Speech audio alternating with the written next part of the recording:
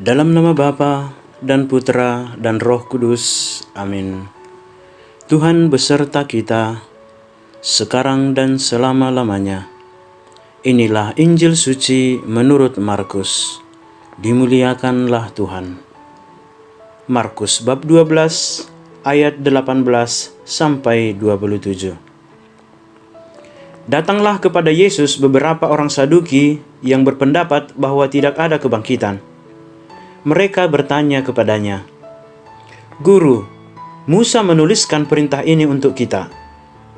Jika seorang yang mempunyai saudara laki-laki mati dengan meninggalkan seorang istri, tetapi tidak meninggalkan anak, saudaranya harus kawin dengan istrinya itu dan membangkitkan keturunan bagi saudaranya itu. Adalah 7 orang bersaudara. Yang pertama kawin dengan seorang perempuan dan mati dengan tidak meninggalkan keturunan.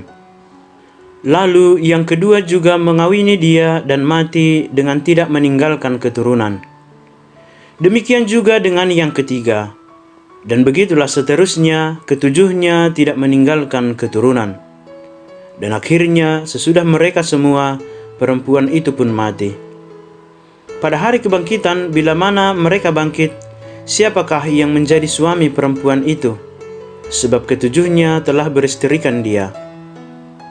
Jawab Yesus kepada mereka, "Kamu sesat, justru karena kamu tidak mengerti kitab suci maupun kuasa Allah. Sebab apabila orang bangkit dari antara orang mati, orang tidak kawin dan tidak dikawinkan, melainkan hidup seperti malaikat di sorga. Dan juga tentang bangkitnya orang-orang mati, tidakkah kamu baca dalam kitab Musa, dalam cerita tentang Semak Duri, bagaimana bunyi firman Allah kepadanya, 'Akulah Allah Abraham, Allah Ishak dan Allah Yakub.' Ia bukanlah Allah orang mati, melainkan Allah orang hidup. Kamu benar-benar sesat." Demikianlah sabda Tuhan.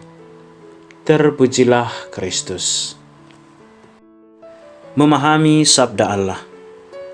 Saudara-saudari yang terkasih, orang Saduki sebagaimana kita dengarkan dalam Injil hari ini adalah orang Yahudi yang kaya dan berpendidikan.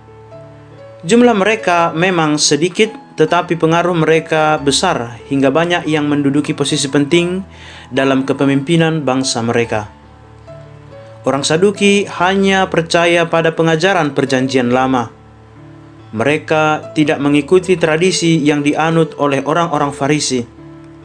Mereka tidak mempercayai adanya kebangkitan dengan alasan mereka tidak menemukan pengajaran tentang kebangkitan dalam Perjanjian Lama. Mereka percaya bahwa ketika tubuh mati, jiwa pun ikut mati. Maka sebenarnya pertanyaan yang diajukan kepada Yesus bermaksud untuk mengolok-olok. Menurut Yesus, keadaan setelah bangkit tidak lagi sama seperti kehidupan sebelum kematian.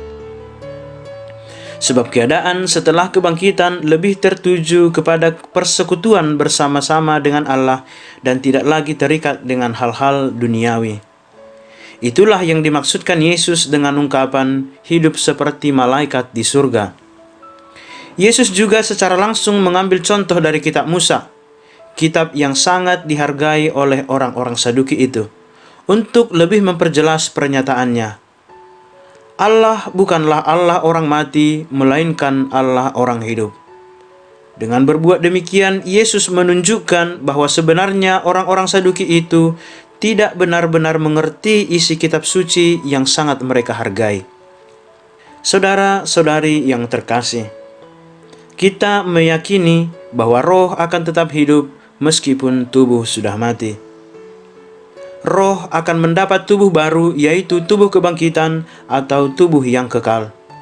Pertanyaan orang Saduki tentang kebangkitan menunjukkan bahwa mereka tidak memahami pernyataan firman mengenai kebangkitan itu. Mereka tidak menyadari bahwa Allah berkuasa membangkitkan orang ke dalam kehidupan yang berbeda dari sebelumnya. Banyak orang yang berusaha mengungkapkan misteri di balik kematian itu. Apa yang Yesus katakan memberi gambaran bahwa kematian bukanlah akhir hidup, melainkan sebuah permulaan hidup yang baru. Itulah sebabnya perjuangan di dunia ini ialah perjuangan untuk mendapatkan hidup abadi bersama dengan Allah.